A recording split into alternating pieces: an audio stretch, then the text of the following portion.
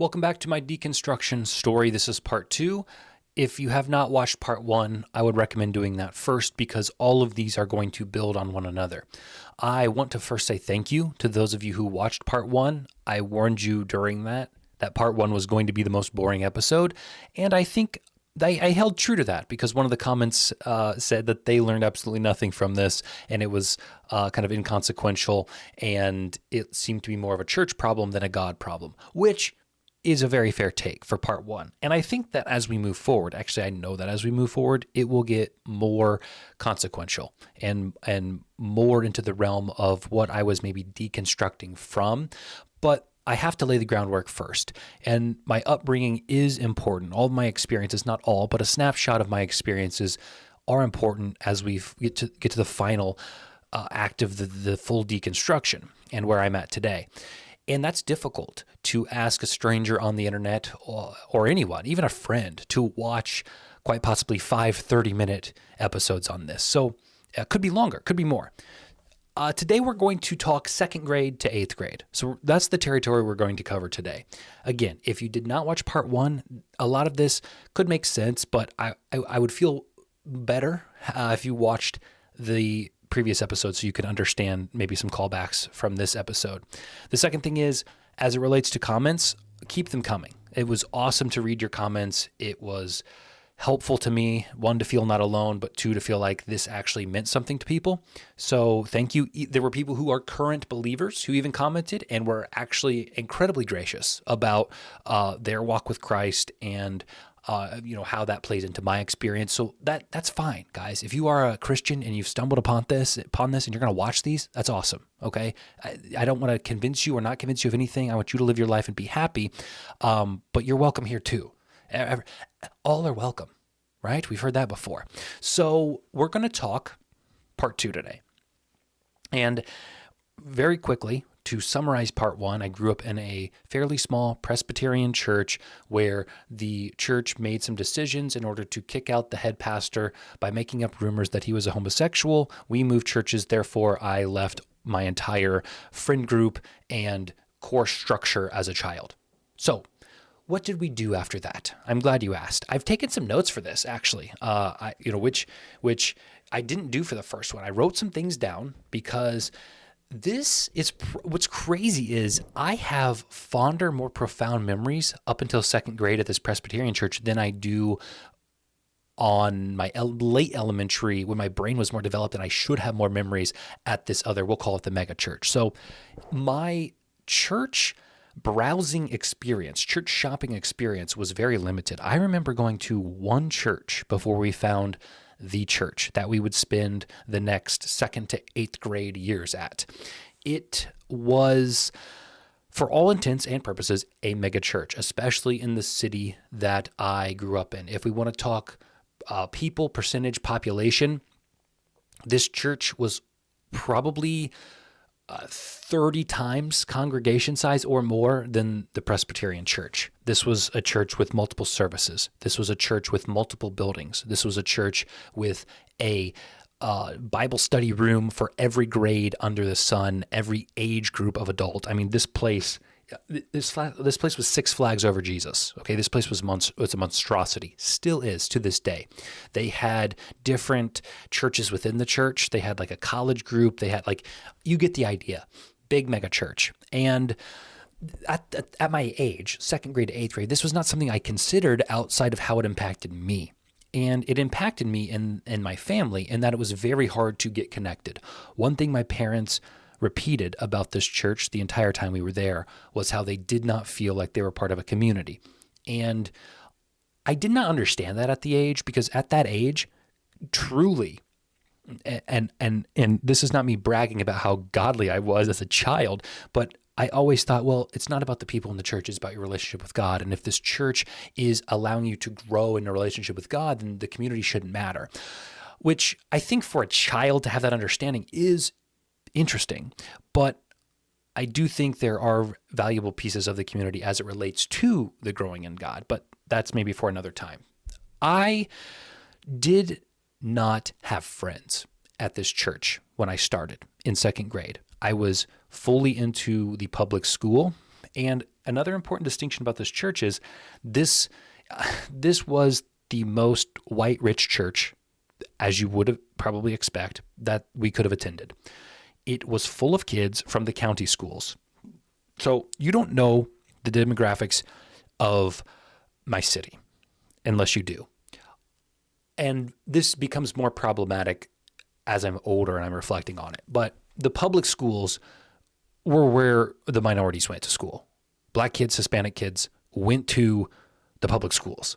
The county schools had maybe 2 black kids, 2 Hispanic kids in the entire school. Like, I'm slightly exaggerating, but that's what we're working with. So I go to a church that does not look like the school I attend, that does not look like the majority of my week, which is fine, but I, in some ways, did not fit in because you have 2 big county schools where the rich white people go, and they all have friendships at these schools, and they come to church on Sunday and they're with their friends. And then there's me, the kid who goes to the public school, walking in.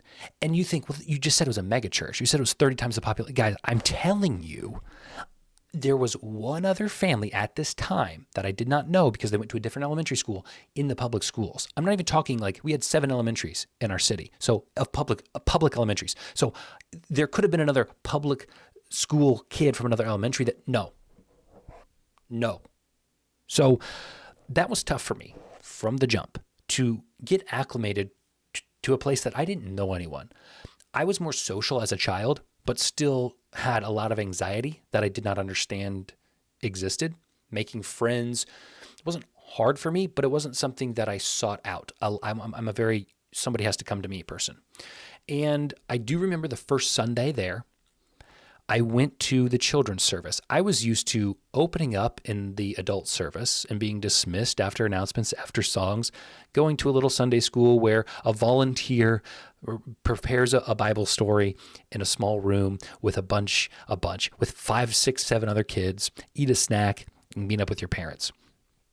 I was not prepared for the performance that I was about to endure for the next hour and a half. I walked into this huge room. I could probably go in there today and it wouldn't feel as big as it did at that time, but rows and rows of chairs. It was a mini congregation sanctuary hall. They had 2 projectors. We were still using overhead light up projectors at school, and we did it through 5th grade. We did through middle school. My math teacher was doing math lessons in 7th grade on an overhead projector. Public schools, sorry if you heard that, public schools didn't have the technology that the churches had. 2 projectors, bang, projector screens. You could walk behind the stage and there were different cutouts where people could do puppet shows. Like this was money. They had money. There was a kitchen in the back, full kitchen in the back tucked room, bathrooms, open space. Kids could run, kids could play. And there were children's directors dedicated. It was their job, salaried, to put on these Christian morning shows, is what I'll call them, performances for these kids. I'm not saying we didn't learn anything. I'm not saying it didn't grow the body of Christ. I'm not condemning them in any way for how it's set up. It was just a stark contrast to how I had previously encountered church. And it was hard to make friends in that instance. And like I said, I remember my first day there and I talked to a kid who I never saw again. And what's funny is I remember after church getting into the car and talking about that kid in a way that probably told my parents, oh, he's found somebody. Like, we like the service, but he's found somebody. We should go here again. And we did. And again, I never saw that kid again. When I look back at that, it is hard for me to truly point to, I definitely don't talk to anybody from there anymore and didn't once I left. So that tells you the state of the friendships that I made. And we'll talk about some important distinctions along the way. We're talking about 3rd grade, we're going to talk about 4th grade, and we're going to talk about middle school. And then we'll be done. So we'll start with 3rd grade. And this is one of the most major events in my Christian walk. This is my first true, hardcore, major event in my Christian walk, was what happened in 3rd grade at school. Ironically, it was with a teacher. My 3rd grade teacher's name was Mrs. Eden. My original sin was under the guidance of a lady named Mrs. Eden. I'll let you figure out if that's important in any way. We were in the hallway and we were looking at a Where's Waldo book, me and two other friends. We could not find Where's Waldo, but we had no problems finding. It was a beach Where's Waldo. You know where this is going. We had no problems finding the woman, the cartoon drawing of the woman with the biggest breasts that a third grader could have ever imagined. Unrealistically large, drawn humorously, over-exaggerated. And I forget what the line was. There was some reference to it. Beach balls or something to the effect. I truly can't remember what happened, but I said it. I made the inappropriate joke. I felt bad about it. I knew it was wrong, but to impress my other two friends, I said it. They eventually were not allowing me to play or read the book with them. And so I went back to the room and I put my head down. This was at recess, and I pouted. I fake cried. I was upset because I wanted attention. I wanted someone to care about me in that moment. And guess what? Mrs. Eden, darling woman, cared about me. She came over, said, "What's wrong?" I told her they weren't letting me play with them. She went out to troubleshoot it, try to sort it out, as a great teacher would. And something got brought up about the story, the book, the Where's Waldo, the breasts. And my friend snitched on me a little bit. And he said, "Well, he said this about this woman's breasts." Guys, it was a cartoon. I wasn't like objectifying women. I didn't even know what that meant at that time. I just was noticing huge cartoon drawn. It doesn't matter. I don't need it. And I lied. My first real lie in life. And I said, "I didn't say that, he did." And he got in trouble for saying that. But I said it. And I think if he hadn't gotten in trouble, I don't know if this would have haunted me. And I'm not joking when I say haunted me. As much as it did. He got in trouble. He missed recess that day. I believe he missed it the next day. And I got away with it.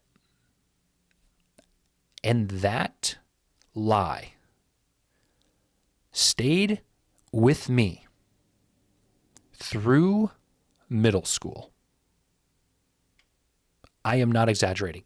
Every night before I went to bed, I thought of that lie. Every morning when I woke up, I thought of that lie because I knew lying was wrong. Every day, I asked for forgiveness from that lie. I knew I was forgiven, but it didn't feel like I was forgiven. Anytime I heard something about lying in church, instant guilt flooded me. I couldn't forgive myself. I didn't believe that God could forgive me of this lie as a third grader. This was the weight I had. And I look back and I say, you weren't like, that's not healthy. And while I do think the church and Christianity can do a good job, sorry, I'm hearing things. Oh, I think it's a stink bug. Can do a good job of instilling in humans a moral compass that is ultimately good for not only them, but for society. There are moments like this where I think, if I was able to give myself a little more grace, and I shouldn't have lied, and maybe I should have done something to fix it. But as a third grader, I did not have the social emotional skills to like walk into my class the next day and be like, hey, teach, I lied. I actually said that. I'll take the punishment, right? I was just so ashamed. I was so ashamed that I lied, and I didn't know how I could ever fix it. And there was no fixing it. I remember being at a family reunion in another state, and I walk into the sanctuary because we were holding it at a church, and there was this huge banner that says, "The truth will set you free." And I just sat there, and I just ruminated over that lie. Like, oh, God is trying to communicate with me. He's trying to tell me that I need to come clean. But I was so ashamed, and I had no idea how to come clean about this. I wasn't in class with her anymore. This years later, I wasn't in contact with her anymore. I would talk to my grandma about it, and we would sit down, and she would get the Bible out, and she would find scripture passages, and we would pray over them. And she would say, "Look right here, your sins you're white as snow. You don't have to worry about it anymore." I'm like, "Grandma, I get it, but I still can't shake it." And I'll never forget this. And she's dead now. she was a great woman, but she had some issues, like me. She was raised the same way. She was definitely a spiritual warfare kind of woman, old school, like the devil is after us. And I think that kind of screwed me up as a kid also. In her final days, well, that comes later. We'll talk about that in the high school episodes. So she sat me down. She says, all sin is equal in the eyes of the Lord, except homosexuality. Like, she actually said those words to me. And, in 2004, right? Like, yeah, of course. Yeah. I mean, all sin's the same except what the gay guys are doing. That's just, that's messed up. That's so wrong. But that's what she said to me. But that's the kind of indoctrination I was experiencing. And this was, again, my original sin. And I lived with the guilt from that one small white lie all through this experience, all through school. Now, I'm going to put an end to this story, but understand, I'm going to jump the timeline. Understand we'll come back to this in some ways. My mom was a big scrapbooker. She was part of something called Creative Memories, which, looking back, was just a multi-level marketing scheme, but it was well run. And she did well to make that her job and her career, and it afforded her a lot of opportunities. And she was good at getting people to buy in and to make scrapbooks with her, and they'd host parties and things. Well, my third grade teacher got suckered in to the pyramid scheme. And I will never forget, I was in middle school, and Mrs. Eden was coming to our house to pick up some scrapbooking stuff. And my dad was in the living room, and I was shaking. I was shaking. And I said, Dad, I lied to Mrs. Eden in the third grade, and I think I need to tell her that. And he's like, yeah, she's coming over. Just tell her. I'm sure she won't care. I'm sure she'll think it's admirable that you admitted it. And I was like, okay. She walked in. I greeted her at the door. I started crying. I'm in middle school. Middle schoolers can't cry. That's embarrassing. I said, Mrs. Eden, I'm sorry. In third grade, I lied to you about something, and I did it, and I said Trey did it, and it was me, and he got in trouble, and I have thought about that for this whole time, and I never knew how to tell you. And she gave me a hug, and she said, as she would, right? Like, looking back, that's so ridiculous. But the Christian guilt that I felt caused me to have to do that, and maybe I should have. God aside, maybe I should have done that. Just human to human. It's good. But I think I would have come at it with less of an emotionally harmful approach. Look, hey, I lied to you, and I shouldn't have done that, and I'm sorry. And that hurt Trey, and maybe I need to go apologize to him also, right? Like, that kind of thing. And she gave me a hug, and she said, it's fine. Yeah, it's fine. No big deal. And I never thought of it again. I mean, until this video. But like, those were the kind of things that impacted me more than ever. Fourth grade. This is going to be a long video. I'm sorry. Fourth grade was another important event in that a new kid came to school, and he joined our class, the public school, and I didn't care for him when he first joined. Why? Because he threatened my reputation as the class clown, as the sports kid. That was who I was known for in a very small classroom. Every small elementary classroom has their archetype, right? That was mine, and he threatened that because he walked in, and I didn't have the ability to process why I didn't like the kid, but that's why, because I was jealous of him. And his first day, the impression he made on the girls in the class made him laugh. Played football at recess. I play football at recess, right? And I didn't like this kid.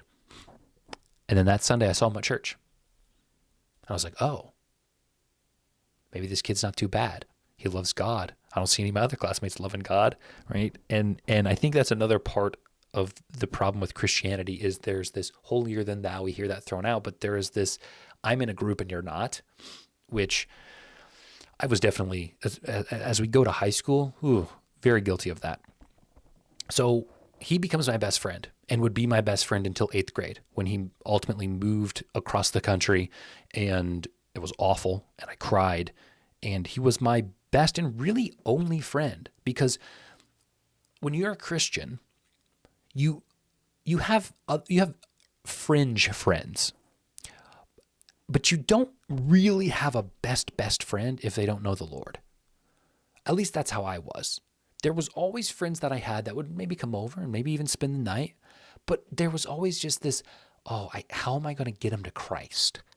How am I is praying at dinner enough? Are they going to see that? But I'm also kind of embarrassed about that because I know they don't do that and I don't want to make them feel awkward, but I can't not make them feel awkward because then I'm disappointing God. And that's worse than making my friend feel awkward. So we're going to pray at dinner and we're not going to talk about it afterwards. Before bed, maybe we'll do my devotional. My dad will come in, we'll read the Bible. And maybe he'll listen and maybe the Holy Spirit will move something. Like this, these are thoughts I had as an elementary kid and a middle school. And you may be saying that's insane. It's just me. It's just life. It's just how I was raised. So I'm going to mark some things off my list here that we've already covered so that I can keep this all whatever. But the point is, Jeremy, my friend, fourth grade Jeremy, he creates this reason to also stay at this mega church. And we joined a small group with his family. Other friends, other families come into that small group. And oh gosh, we're going to have to talk about something next episode that might be rather uncomfortable. But we joined this small group and we can fast forward probably to middle school at this point, because I think middle school is where things start to shake out, both from a developmental perspective, a puberty perspective, a new school system type of, middle school and elementary school, stark differences. And again, nobody, all the elementaries combine, but I still don't gain anyone from church. I gained one person from the church who was at another elementary school. So now in my middle school, I have two friends in a population of 200 kids that go to the same church to me. The biggest church in the city. I go to the biggest church in the city, the biggest school in the city, but it's the least crossover. So, we start middle school, and this church has something that they host every Sunday night, and it is an outreach program. And again, when I look at it now, it makes me question some things about how evangelical Christians disciple. Again, this was the time where we're talking the Nintendo GameCube was the console. PS2, Xbox 360 was just like cream of the crop console. This church, which I attended, in their separate building, had 7 of these huge flat screen TVs. We're talking arcade games, pool, basketball court, food. And you were instructed to invite people to this event, which was every Sunday. And that's what you were supposed to do. And it was like, there was no evangelizing involved, which the evangelizing and the discipleship will come much later in my story in high school when I changed churches.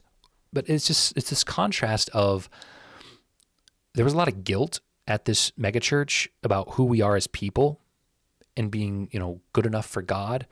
There was a little bit of grace talk, but I did always feel super concerned with my image and not so much about discipleship. And then when I go to high school, it switches and it's like, you're forgiven. Like you're going to sin.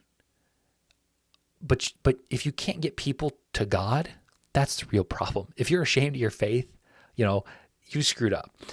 So it's just bizarre looking back. And all this was free. Like my goal in middle school was to go up to strangers and say, hey, do you want to come to this church thing with me?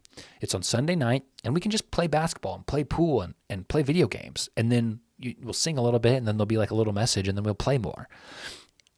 And I understand the logic of that. And I know if you're still listening to this, you understand the logic, having probably seen it play out in your own way. But that is manipulation.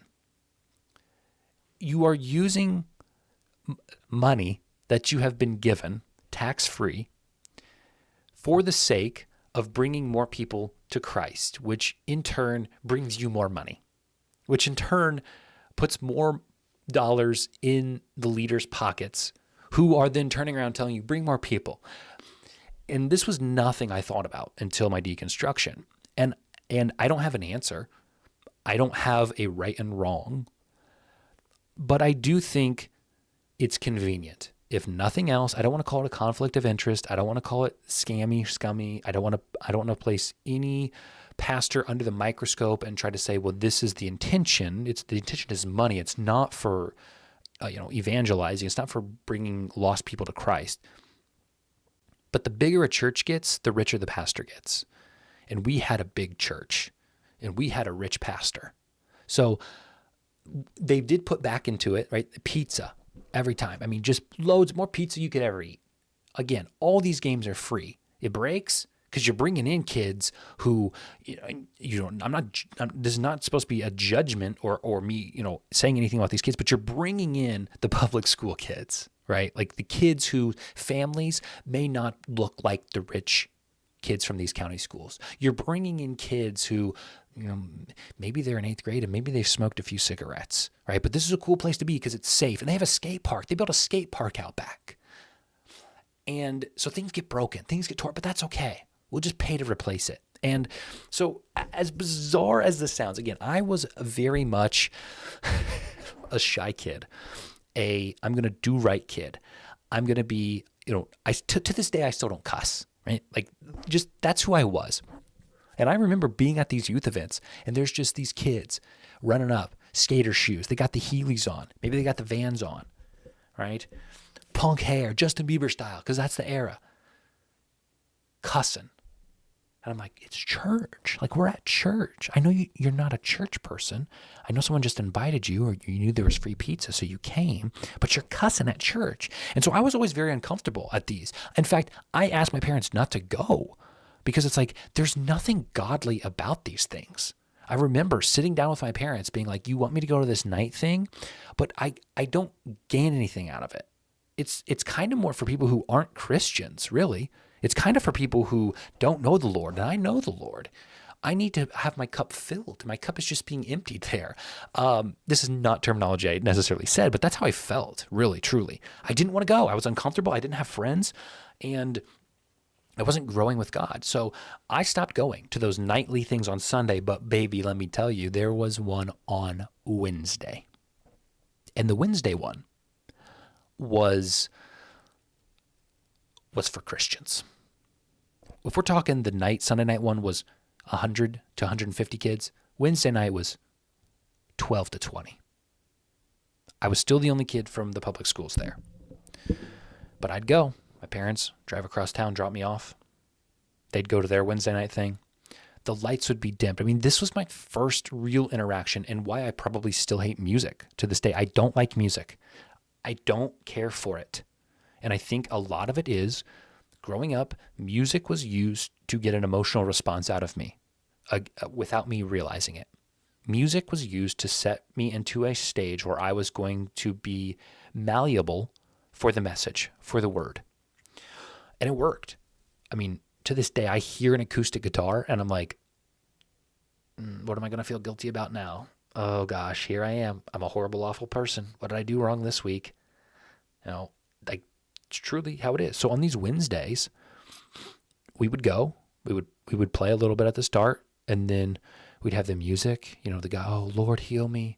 We're all here tonight. And we go to school every day with kids who don't know you, Lord, and we're the only light they see. And God, if you could use these kids to witness and to bring them to church and to lead them. But of course, God, they have to be clean first. They have to be a vessel. So fill us, right? Like that kind of thing. And like even saying that just makes my stomach hurt. Makes my stomach hurt so bad. Because and this is something we can talk about as we get to my deconstruction, but that's not my personality. Like talking to strangers at all. And this is something that I have not realized until post deconstruction, that I don't have the personality to be a servant of the Lord. And if you're a Christian watching that, you probably just said, oh, you don't understand the message of Christ. Oh, you don't get it. Oh, you've been scarred. Oh, that's an awful way to look at it. But contextually, the goal of Christianity is to be a disciple and to lead others through Christ. And people are going to say, oh, well, just you do that with how you walk. You do that with who you are. You represent God implicitly, and the explicitly will be led to the Holy Spirit. But we know that that's not true. We know that we go to church and no pastor's like, hey, you don't have to tell anybody about God. Just implicitly, just be around them and let them see your light. No, you have to talk to them. Well, the Holy Spirit will talk to them for you. He'll open up doors. What if he doesn't? Because I have to open my mouth eventually. And I'm not going to open my mouth because I don't want to put somebody in an awkward position. And that, I felt so guilty. I mean, absolutely incredibly guilty, even having those thoughts at that age. The bottom line is these Wednesday things were all about sex, drugs, and alcohol. That's all they were.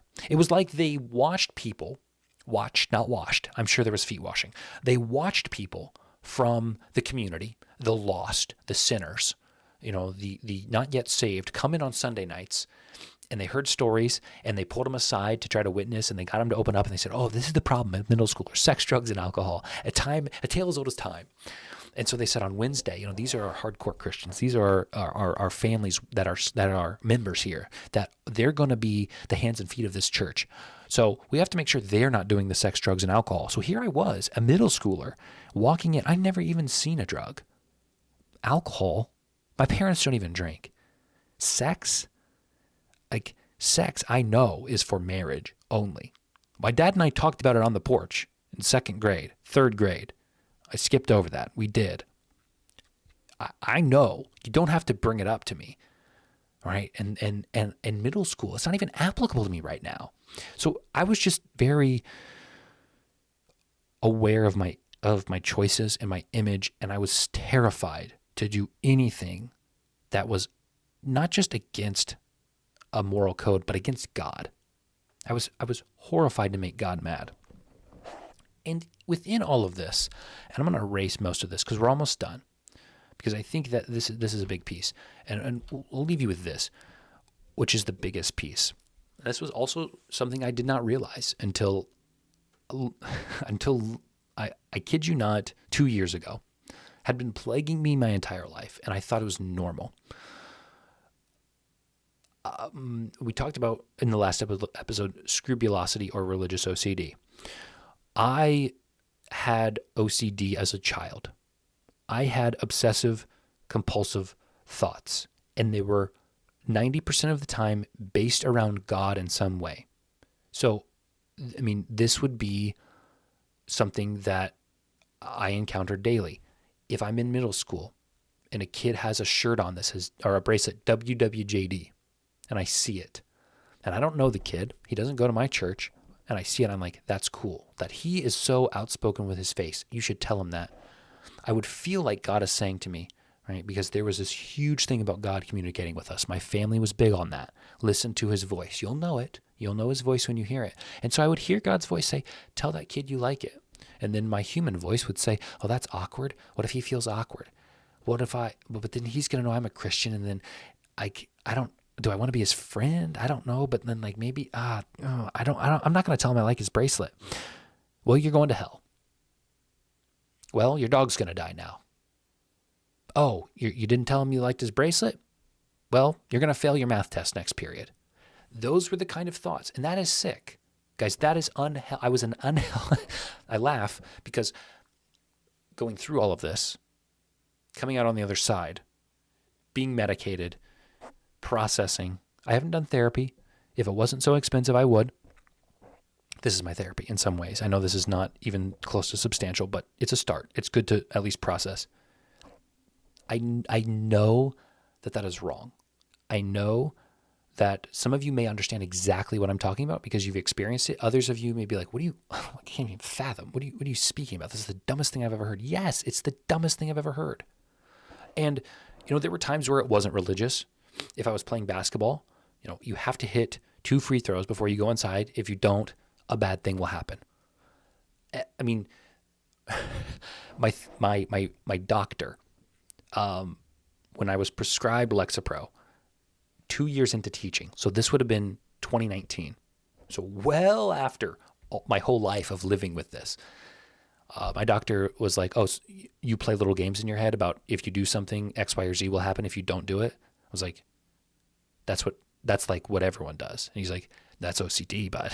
And then when you throw the religious aspect of you're going to go to hell if you don't, you're going to make God mad if you don't, you're going to have to make up for it in some way if you don't, it gets worse. And in middle and in high school and in college, it would have been unbearable if I didn't think my eternity was on the line. We'll just say that. Up until this point, I know that I could get comments in this saying, well, this was an uneventful episode again. You didn't tell me much. There's nothing about your relationship with Christ in here. I promise you that my relationship with Christ jumps off the diving board and stays well in the sky for a long time in high school and college and marriage. And it doesn't fall until COVID. So I just think that the framework, that the basis of how I grew up, how it was taken so seriously in my family, that we did this thing called church. We did it Sunday, we did it Wednesday, we did it every day in our house. We talked about God openly in our house, worship music in the car, praying over every meal if we were out in public. And the booth next to us was right on top of us, and they were definitely going to hear us praying. My dad would pray louder. We'd all hold hands. And I just struggled with, I'm not ashamed of it, but I don't want to draw attention to it. But then I feel guilty about that. For the same way that I wouldn't walk into a restaurant and draw attention to myself about anything. And I know that, again, last thing I'll say, I'm sorry. I do love talking about this. I do love talking, which it ties into this. Where you're like, well, you're drawing your attention to yourself now. You're making a YouTube channel. That is the definition of drawing attention to yourself. It is, but it's with the consent of the viewer. I'm drawing attention to myself because I do feel like I am able to help people in the same way that other people with their deconstruction stories helped me. And they weren't drawing attention to themselves. They were communicating a very real human experience, and they were saying, here, if you want to listen, you can. If you don't have to. So I realized that there's some cognitive dissonance in what I draw attention to myself and what I don't. I don't like drawing attention to myself through the eyes of an unconsenting human. And that's kind of what Christianity is. It's saying go up to these unconsenting humans and tell them about the way your life's changed for the better because you know Christ. And it doesn't always have to be like that, and it shouldn't be like that. You should always have a relationship with somebody first before you point them to the Lord. But the sake of having a relationship with someone so you can point them to the Lord also, I don't know. So thank you guys. That's episode 2. We'll drop it tonight. It's Thursday. I know I said Fridays. Well, the people want it. That's what somebody told me this week. The people want it. Thank you for that encouragement. So we'll drop it tonight. And then episode 3, I promise, will be better. We might even talk about how I was started to Google boobs. Every high school boy Googles boobs. Some just feel more guilty about it than others. So we'll talk about that next. We'll talk about my walk with God through middle school, through high school rather. And, oh boy. We'll see you then.